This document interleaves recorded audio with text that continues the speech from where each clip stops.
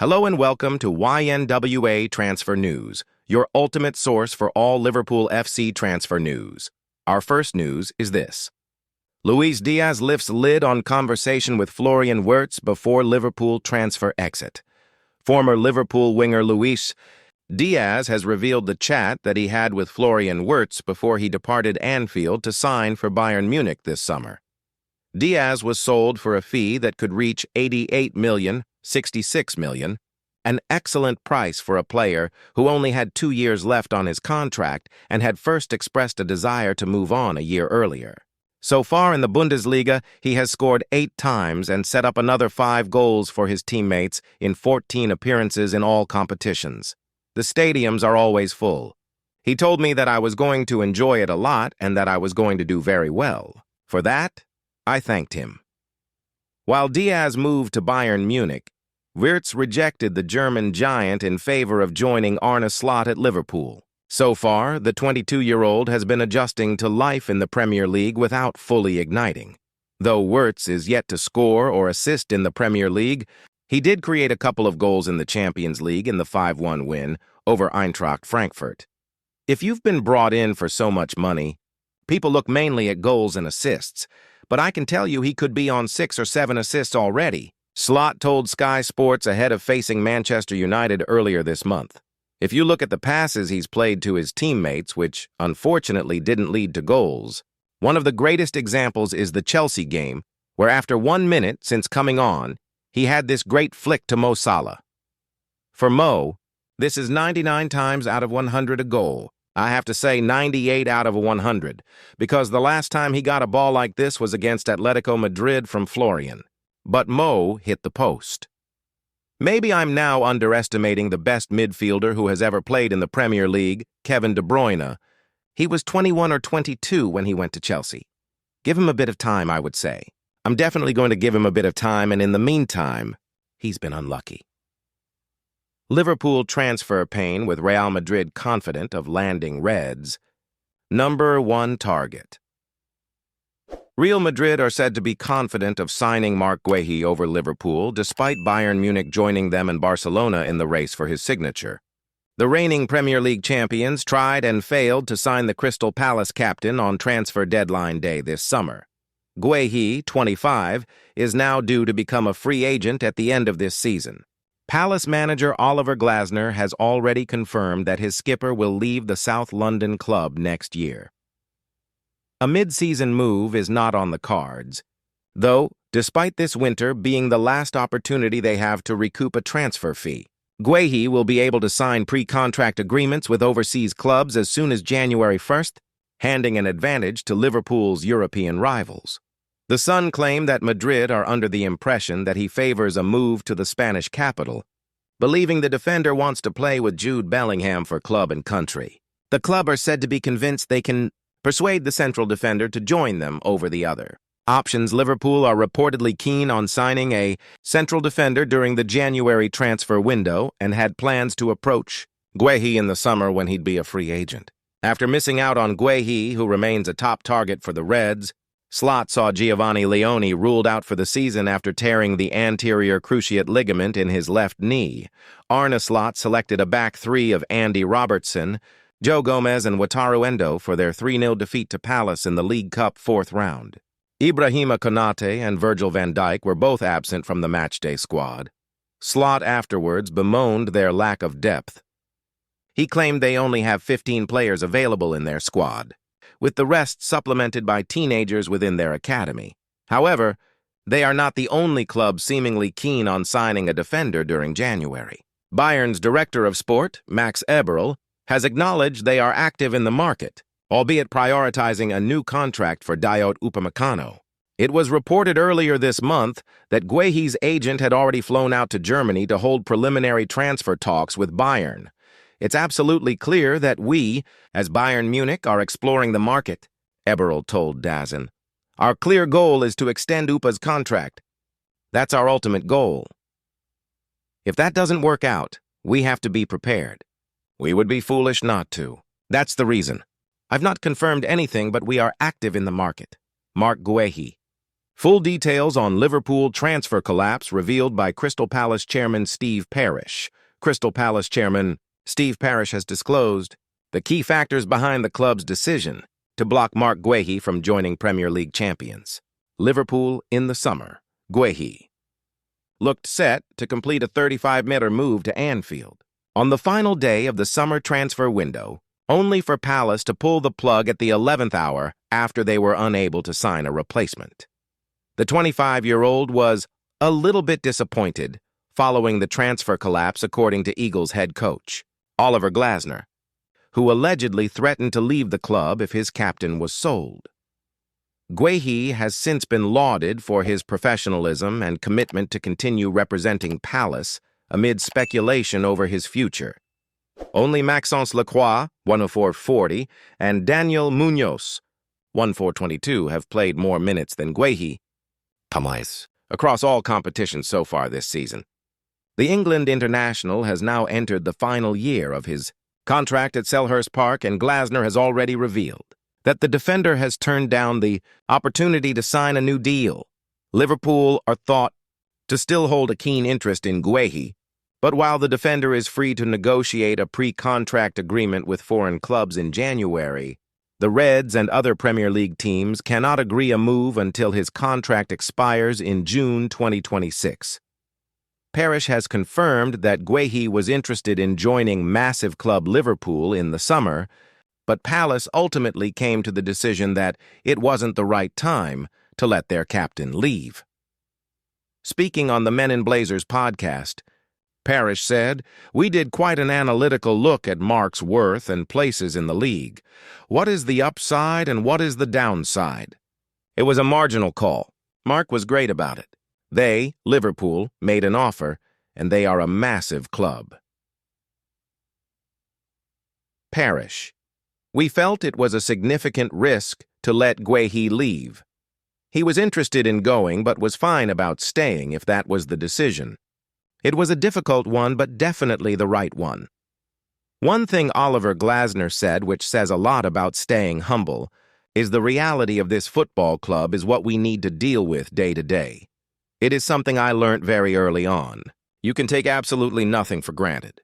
We needed to keep Marc, because the difference between having a stellar season and a relegation-threatening season is probably winning 5 games. The margins are so tight. Yes. Michael Olise is gone. Ebrechies is gone, and Wilfried Zaha went too. But there is a limit before you break the fabric of the team. We felt it was a significant risk. With all the calculations, we decided it wasn't the right time. What next for Guehi? Who could sign the Palace defender? The January transfer window represents the last opportunity for Crystal Palace to cash in on Guehi, but they are only prepared to part ways with the defender for the right price and must have a suitable replacement lined up. A host of top European clubs are believed to be queuing up for Guehi's signature, but it remains to be seen whether any will submit a January offer or will wait until the summer when he becomes available for free. Liverpool are thought to be leading the race among English clubs for Guehi, and Arne Slot's side are in desperate need to bolster their backline, as their current center-back pairing of Ibrahima Konate and Virgil van Dijk has conceded 14 goals in the Premier League this term, the joint worst defensive record of any team in the top 12. However, Liverpool may face stern competition from Bundesliga champions Bayern Munich, who have reportedly held talks with Guehi's representatives, while the Sun claims that Spanish giants Real Madrid are confident of landing the defender on a free transfer. Amidst uncertainty over Guehi's future, Palace are believed to be eyeing up potential replacements, with the Eagles said to have become a genuine contender for Manchester City defender Nathan Ake. Saudi Arabia put a $150 million deal on the table for Liverpool forward. Liverpool have been tipped to begin the process of replacing Mohamed Salah in summer 2026. The Egyptian king, 33, has been at the club since 2017. Establishing himself as the greatest player in modern Anfield history. Last season, he signed a contract extension until 2027, earning him $400K per week. But all is not right with Salah at present. Liverpool head coach Arne Slot and sporting director Richard Hughes are not getting a terrific return on their investment. Liverpool looking at Salah replacement Salah. Scored a beautiful goal at Brentford last week, but moments like that have been few and far between in this difficult spell.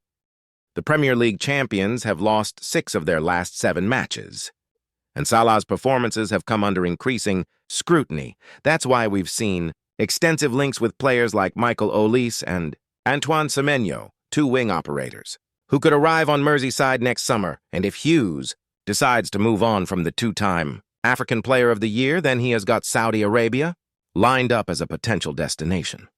Saudis line up a $150 million deal for Salah. According to a new report in TBR Football, there is a $150 per year deal on the table for Salah, who will also be given some incredible perks in the kingdom for moving to the SPL. Indeed, it's been claimed that Salah moving to Saudi Arabia is now inevitable, although a January move can at this stage be ruled out. Salah and Pro League links won't go away, but he doesn't want them to. He will end up in Saudi Arabia one day, a report reads. I can confirm that the Saudis' offer to Salah is an open one. The deal is ready for him as and when he wants it. They are not talking to him now, and haven't talked to him or Liverpool about a deal in January. They don't really need to. They are ready when he is. Can Salah save Liverpool's career? It remains to be seen what Liverpool's plans are with Salah. Having avoided losing him for free last summer, there is a decision to be made by Hughes and Slot. He will be off to the AFCON in December before playing at the FIFA World Cup for Egypt next summer. The strain is beginning to tell on a player who will turn 34 before the start of next season. Let's hope Salah can sort some consistency before then, which will allow him to go closer to the various goal-scoring records he's got in his sights. Liverpool. Open talks for France International. Liverpool have got several issues to solve following a run of 6 defeats in 7 matches. Arne Slot is going to have to come up with some pretty compelling solutions and fast. With Aston Villa, Real Madrid and Manchester City all on the agenda before the November international window. Of all the problems facing Slot, perhaps the trickiest right now is at center-back. The Reds made big changes in the sector over the summer with Jarell Quansah leaving and Giovanni Leone coming into the club, but disaster struck for the 18-year-old on debut. With the 26th signing from Parma tearing an ACL, Liverpool were left with only 3 senior defensive options in the shape of Virgil van Dijk, Ibrahima Konate, and Joe Gomez. Liverpool linked with several new center-backs. The failure to land Marc Guehi looks all the more profound.